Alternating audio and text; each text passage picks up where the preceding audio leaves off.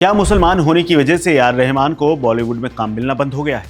AR. Rahman फिलहाल बॉलीवुड के सबसे महंगे प्रोजेक्ट रामायण के लिए म्यूजिक दे रहे हैं। फिर भी वो ऐसा क्यों कह रहे हैं? इतना ही नहीं, छावा जैसे सुपरहिट फिल्म में म्यूजिक देने वाले रहमान खुद छावा को एक बांटने वाली और कम्युनल फिल्म क्यों कह रहे हैं? क्या भारत के बॉलीवुड में भी गंदा वाला हिंदू मुसलमान शुरू हो गया है? आखिर क्या है ए.आर. रहमान के इर्द गिर्द फैली कंट्रोवर्सी की पूरी कहानी, आपको बताते हैं। मुसलमान होने की वजह से रहमान को काम मिलना बंद, अंदरूनी कहानी क्या है? दरअसल बीबीसी को दिए अपने एक रिसेंट इंटरव्यू में ए.आर. रहमान ने ऐसा क्या कह दिया है जिससे कंट्रोवर्सी शुरू हो गई। उन्होंने कहा है कि शायद पिछले 8 सालों में पावर उन लोगों के हाथों में शिफ्ट हो गई है जो क्रिएटिव नहीं, इसके कारण कभी साफ नहीं थे। ये कोई सांप्रदायिक बात भी हो सकती है, लेकिन ये मेरे सामने नहीं, ये मेरे पास कानाफूसी की तरह आई। रहमान इशारों इशारों में कह रहे हैं कि पिछले 8 सालों में उनके पास काम आना बंद हो गया है। वो ये भी कहते हैं कि इसके रीजन्स कम्युनल हो सकते हैं और इसके बारे में कानाफूसी वाली बातें भी वो सुनते रहते हैं। साफ सी बात है कि ए.आर. रहमान ने अपनी भड़ास को सीधे शब्दों में नहीं बल्कि एक दार्शनिक और गहरे लहजों में पिरो दिया है, जिसके मायने बहुत गंभीर है। रहमान ने साफ किया है कि अब उन्हें बॉलीवुड में पहले जैसा काम नहीं मिल रहा है। निर्देशक उनसे कतराने लगे और अगर कोई साहसिक निर्देशक उन्हें काम दे भी देता है तो म्यूजिक कंपनियां अपनी शर्तें और अपने चहेते संगीतकारों को थोप देती। सवाल यह है कि क्या वो सिर्फ व्यापारिक मजबूरी है या फिर रहमान की धार्मिक पहचान के इर्द गिर्द बुनी गई कोई गहरी साजिश।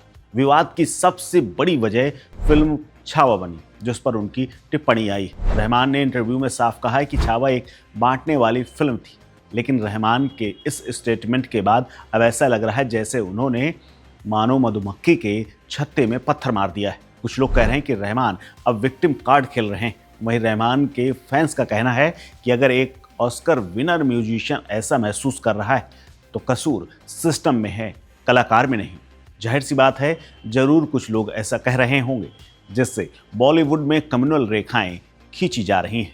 खैर, लेकिन इस बीच कुछ ऐसा भी हुआ है जो इस लॉजिक को पूरी तरह से नकारता है, जैसे कि रहमान को रामायण जैसे ग्रैंड प्रोजेक्ट में लिया जाना।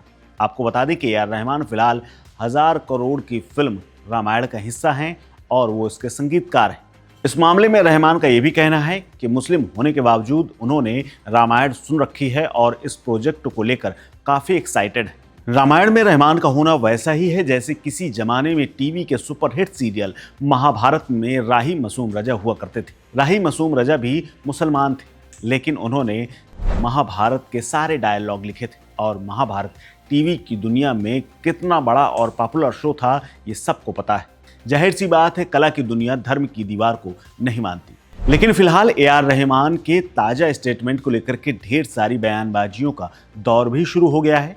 नेता से लेकर के बॉलीवुड के अलग अलग लोग अब इस पर अपनी राय से लेकर के रिएक्शन तक दे रहे हैं। आपको क्या लगता है, क्या वाकई धर्म के आधार पर इंडिया के most talented musician AR. Rahman के साथ भेदभाव हो रहा है, या फिर बीतते वक्त के साथ ए.आर. रहमान इस बात को समझ नहीं पा रहे हैं कि अब बॉलीवुड कुछ नए टैलेंट के साथ प्रयोग कर रहा है, जैसे कि साउथ की म्यूजिशियन अनिरुद्ध जैसों को भी आजमाना चाहता है।